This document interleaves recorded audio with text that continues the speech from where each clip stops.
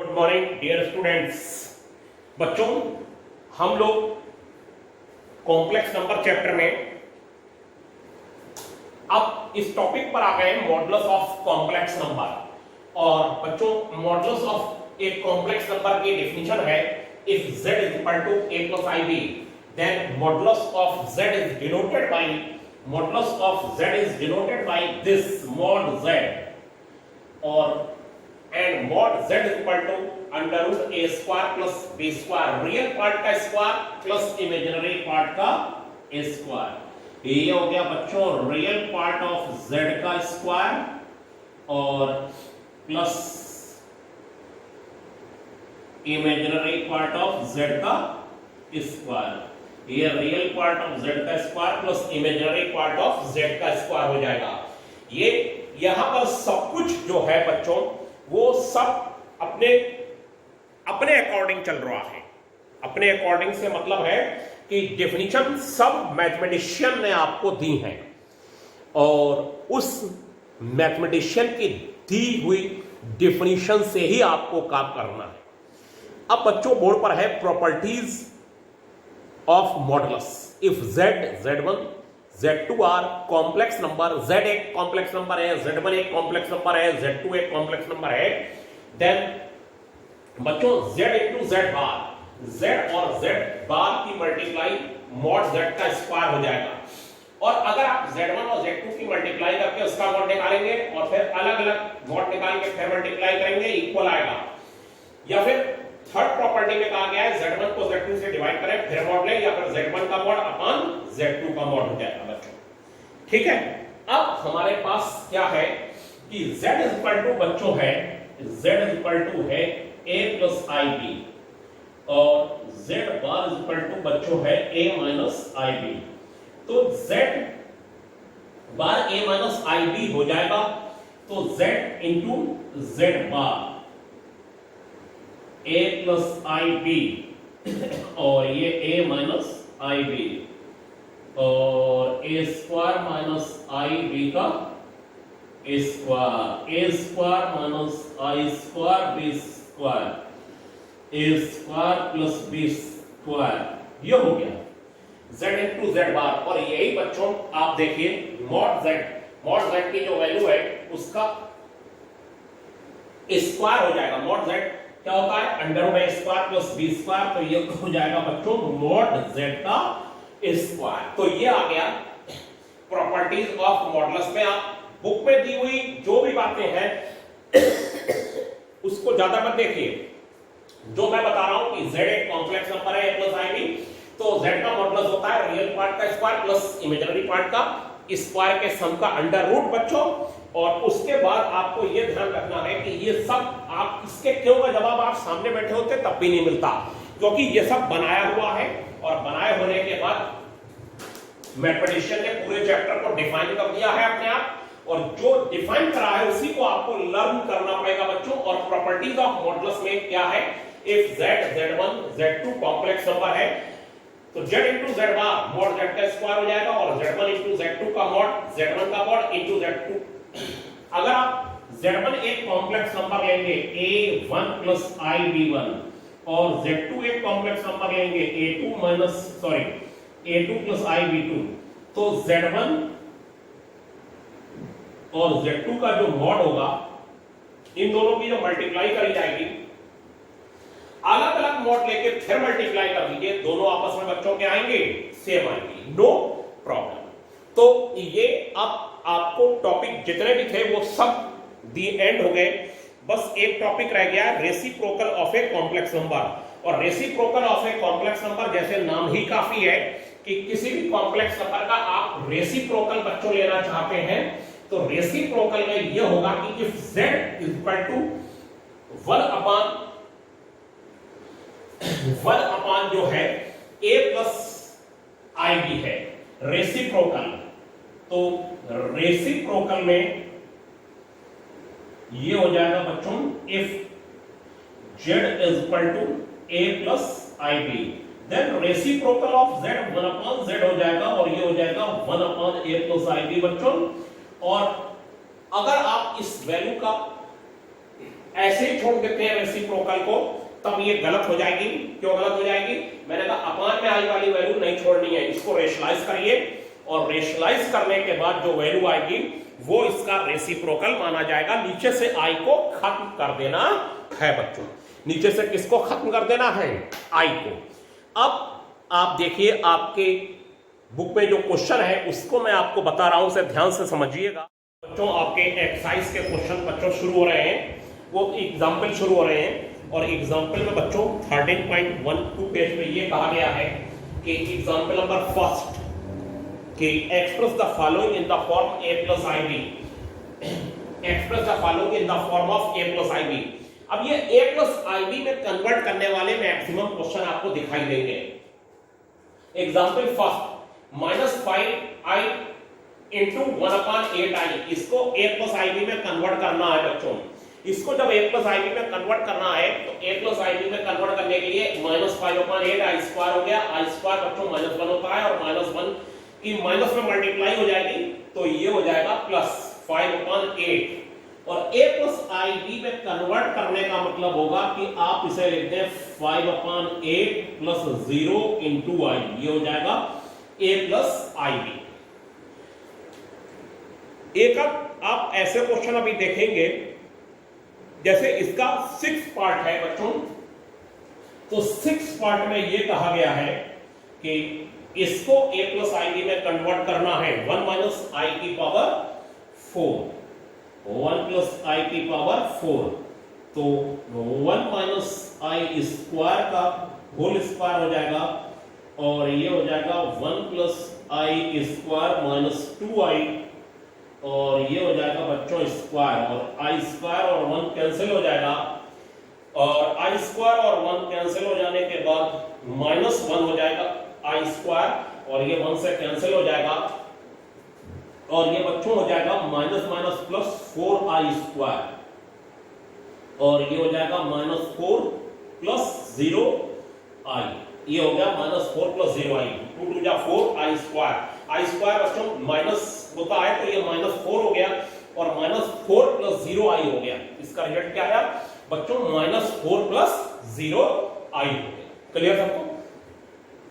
इसके बाद बच्चों सेकंड का फर्स्ट पार्ट है कि इसको भी स्टैंडर्ड फॉर्म में कन्वर्ट करना है। सेकंड के फर्स्ट पार्ट में ये कहा गया है कि 3 और ब्रैकेट में 7 प्लस 7i और 7 प्लस 7i और उसके बाद plus 7 plus 7i plus 7 plus 7i, ये हो गया बच्चों 7 प्लस 7i, ये है।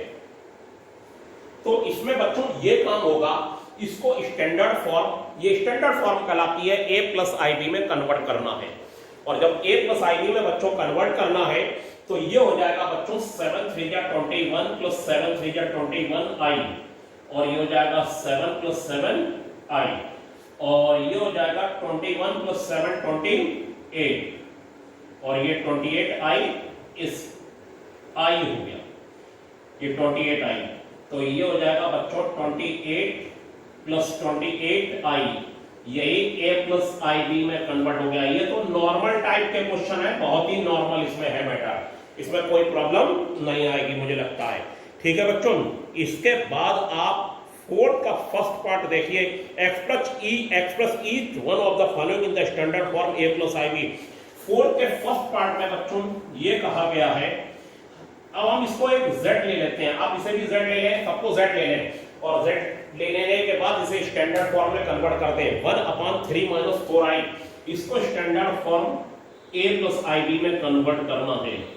तो z is equal to 3 plus 4i और 3 माइनस 4i और 3 प्लस 4i, ये हो गया और 3 प्लस 4i और 3 स्क्वायर माइनस 4i स्क्वायर हो गया।